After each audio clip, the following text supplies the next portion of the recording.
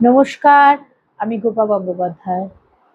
অনেকদিন বাদে আবার কিছু কথা বলার জন্য আমার চ্যানেলে এসে বসেছি। আমি আজকে আমার কলকাতা বাড়ির থেকে অনেক দূরে আমার সেকেন্ড একটা হোম, দক্ষিণ দিনাজপুর, সেখানে আছি। আগামীকাল ফিরবো। আজ আমি আমার এই চ্যানেলে কিছু কথা বলতে চাই। সেটা হলো পশ্চিমবঙ্গের এই যে অস্থির রাজনৈতিক অবস্থা নিয়ে। আমি ধর্ম নিরপেক্ষ মানুষ, এটা নিঃসন্দেহ। তা বলে আমি হিন্দু বিরোধী নই। আমি নিজে হিন্দু, হিন্দু ধর্ম আমি সত্রে সত্রে পালন করি। হিন্দু স্বার্থের আঘাত কেউ করলে তাকে ছুঁড়ে ফেলে দিতে আমার এক মুহূর্ত ডিসিশন নিতে সময় লাগে না। আবার আমাদের ভারতীয় মুসলিমদেরও আমার সন্তান কিংবা ভাইয়ের জায়গায় বসাতেও আমার দ্বিধা নেই, কুণ্ঠা নেই। তবে বর্তমান যে রাজনৈতিক পরিস্থিতি পশ্চিমবঙ্গে চলছে, এটা এত নিম্নমানের রুচিহীন পরিস্থিতি চলছে বর্তমান শাসকের দ্বারা। মানে সরাসরি আমি বলতে পারি নামটা, মমতা বন্দ্যোপাধ্যায়ের নেতৃত্বাধীন তৃণমূলের দ্বারা খুব সুকৌশলী ভাবে ওনার অনুপ্রবেশকারী রোহিঙ্গা এবং বাংলাদেশি মুসলিমদের দিয়ে উনি পশ্চিমবঙ্গে এসআইআর আটকানো, মানে ওনার যে অবৈধ ভোট ব্যাংক, সেই অবৈধ ভোট ব্যাংককে সক্রিয় রাখার জন্য ওনার জেতার চাবিকাঠিটাই তো এই অবৈধ ভুতুরে ভোটাররা, মানে যারা মৃত তাদের নাম ওঠেনি, আর যারা এই অবৈধ অনুপ্রবেশকারী ভোটার তারা। ওনার জিতে আসা সাফল্য 15 বছরে, ওনার খেলা মেলা ঢেলার সঙ্গী, ধর্ষিতা মেয়ে খুন হয়ে গেলেও কাজের জায়গাও উনি ছোট ছোট ঘটনা দেখেন। 12 বছরের রুমা পড়তে গিয়ে বাড়ি ফেরে না, ঝোপের আড়ালে তার দেহ পাওয়া গেল, খুব ছোট ঘটনা। পার্কস্ট্রিটের ঘটনাটা আরো ছোট ঘটনা। এরকম শুধু মেয়েদের ওপরে উনি লক্ষ্মীর ভান্ডার দেন, তো তাই এরকম অসংখ্য ছোট ছোট ঘটনা আমার মনে পড়ে যাচ্ছে। আর উনি এসআইআরটা করতে দেবেন না, তার কারণটা হলো উনি চান না এসআইআর হোক, অনুপ্রবেশকারীরা বেরোক। এই যে লুম্পেনদের আশ্রয় দিয়েছে তারা দাঙ্গা বাঁধাবে, দাঙ্গার সেন্টিমেন্টটা নিয়ে উনি আবার ক্ষমতায় আসতে চাইছেন। আমি প্রত্যেক মেয়ের কাছে, হিন্দু কি মুসলিম, যারা ভারতকে মা বলে ডাকেন, ভাবেন, যারা নিজেদের ভারতীয় মনে করেন, তাদের কাছে বলবো, আজ পশ্চিমবঙ্গের জন্য এই ভোটটা ভীষণ জরুরি। এবং পশ্চিমবঙ্গে আজকে সবার একত্রিত হয়ে থাকা খুব জরুরি।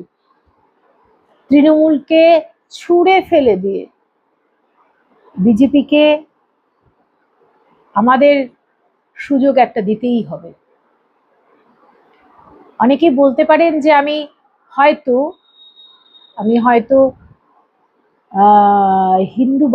হিন্দুত্ববাদী দলকে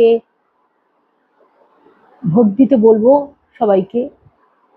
হ্যাঁ বলছি, হিন্দুত্ববাদী দল হিসেবে না, নরেন্দ্রনাথ দাস দামোদর মোদীর মতো প্রতিবাদর প্রধানমন্ত্রীর ছত্রছায়ায় আসুক আমাদের পশ্চিমবঙ্গ।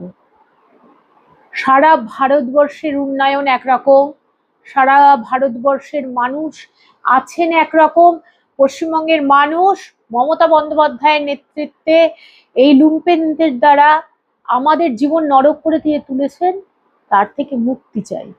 আর মুক্তি পেতে গেলে বিজেপিকে চাই। বামপন্থীদের নাম কেন বলছি না? আরে বামপন্থীদের নাম কি করে বলবো? 34 বছরের কুশাসন দগদগে ঘায়ের মতো এখনো বুকে বাজছে যে, সেই ইতিহাস আরম্ভ করলে শেষই হবে না। 34 বছর তো ঔরঙ্গজেবের শাসন ব্যবস্থার মতো শাসন চলছে এখন। তার আগে বাবরের শাসন ব্যবস্থার মতো শাসন ব্যবস্থা ছিল, সেই চেঙ্গিস খাঁর মতো শাসন ব্যবস্থা ছিল বামপন্থীদের আমলে। তা এই খা শাসন ব্যবস্থাগুলো এবার না হয় আমরা সবাই মিলে বাদই দিলাম। ভাবুন একবার, যারা লক্ষ্মীর ভান্ডার পান মায়েরা, তারা ভাবুন, মাস গেলে 1,500 টাকা ভাতা সত্যি সমাজকে এগিয়ে নিয়ে যায় না। মাস শেষে একজন যুবকের পকেটে 1,500 টাকা তার কলকে বিড়ির খরচা জোগাড় করে না। পরিবার প্রতিপালনের জন্য চাই সক্ষমতা, চাই শিক্ষা, চাই চাকরি, চাই দুর্নীতি মুক্ত সমাজ, সন্তান মানুষ করার জন্য। আসুন না, আমরা আজ একসঙ্গে সবাই একজোট হয়ে এবারে আমাদের ভারতবর্ষের সর্ববৃহৎ যে দলটা, সারা ভারতবর্ষে যারা সুশাসনের ভুরি ভুরি উদাহরণ রেখেছে, তাদের সুযোগ দিই। একবার শিল্প ডেকে আনি, মাস্টারমশাইরা ঘরে ফিরে গিয়ে স্কুলে যাক, স্কুলগুলো চলতে থাকুক, বাচ্চারা আমাদের পড়তে থাকুক, মিড ডে মিল পাক। ওনারাও কথা দিয়েছেন 3,000 টাকা লক্ষ্মীর ভাতা দেবেন, ভাতা তো বন্ধ হচ্ছে না মা। আপনারা ভাবুন, নিজে মাস্টারমশাইরা, আচ্ছা যে বৃদ্ধ বৃদ্ধারা পেনশন ভুগি, ভাবুন তো এই মাগি গন্ডার বাজারে যদি দিয়ে না দেয় সরকার, সেই সংসারগুলো কি করে চলে ঠিক মতো? কটা ছেলে মেয়ে তাদের বৃদ্ধ বাবা মার দায়িত্ব নেন? চাকুরি করা বৃদ্ধ মানুষগুলোর ওই পেনশনটাই সম্বল। ওষুধ থেকে খাদ্য, বস্ত্র, মাথার ছাদ, পায়ের তলার মাইনে আটি, সব ওই পেনশনটুকুর উপরে চলে। তাহলে ওই পেনশনটুকু যদি না থাকে ঠিক মতো, তাদের জীবন কত দুর্বিষহ নরক হয়ে যাচ্ছে, তারা অকালে মরে যাওয়ার মতো অবস্থা হয়ে যাচ্ছে। আসুন না, এই দুর্নীতি, এই ভুরি ভুরি চুরি, এই দুর্নীতির বিরুদ্ধে একবার সবাই মিলে অভয়ার জন্য যেমন রাস্তায় নেমে এসেছিলাম, এবার না হয় বুথে নেমে যাব, সাহস করে বিজেপিকে ভোট দেব। কি করবে ওরা? এই সরকারের পতন হবেই। ফ্রান্সে বিপ্লব হয়েছে, বাস্তিল দুর্গের পতন হয়েছিল। দুর্নিবিত হিটলার শেষ হয়ে গেছে, রাশিয়ার জারতন্ত্র চলে গেছে। মানুষ চাইলে কি না হয়?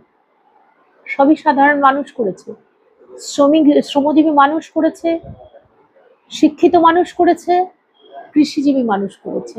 তাহলে এখানে তো পশ্চিমবঙ্গে অভাব নেই। আমরা কেন পশ্চিমবঙ্গে বসে কেন বলবো জয় বাংলা? জয় বাংলা আমাদের স্লোগান নয় বাংলাদেশের, আমাদের প্রতিবেশী রাষ্ট্রের, মুসলিম রাষ্ট্র। সেখানে হিন্দু অত্যাচারে অত্যাচারিত, রোজ তাদের মারা হচ্ছে, মেরে ফেলা হচ্ছে। কেন আমরা এগুলো দেখতে যাব? কেন সেই স্লোগান আমাদের মুখে তুলে নেব কেন? আমরা জয় শ্রীরাম বলতে অসুবিধা কোথায়? পুরুষোত্তম রাম ভারতবর্ষের মেরুদণ্ড, প্রজা পালনের দৃষ্টান্ত স্বরূপ, এই হিসেবেই রামকে ডাকা যায়। অনেক রাষ্ট্রবাদী মুসলিমের মুখে আজকে পুরুষোত্তম রামের নাম উঠে আসছে, তারা কেউ মুসলিম ধর্মচ্যুত হয়নি।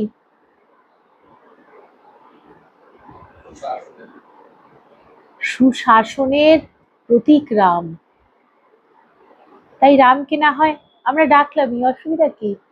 আর বিজেপির তো শুধু জয় শ্রীরাম ধ্বনি নয়, বন্দে মাতরম, মাকে বন্দনা করো, দেশ মাকে বন্দনা করো। দেশ মা বন্দনা করাটা কি, মাকে বন্দনা করাটা কি মানুষের মনুষ্যত্বহীন কাজ? না মানুষের মতো মানুষের কাজ। আজ আপনাদের কাছে আমার প্রশ্ন রইল, আপনারা উত্তর দেবেন। আমার কথা ভালো লাগলে নিশ্চয়ই, না লাগলে তবুও বলবেন, জানাবেন আমার। নমস্কার।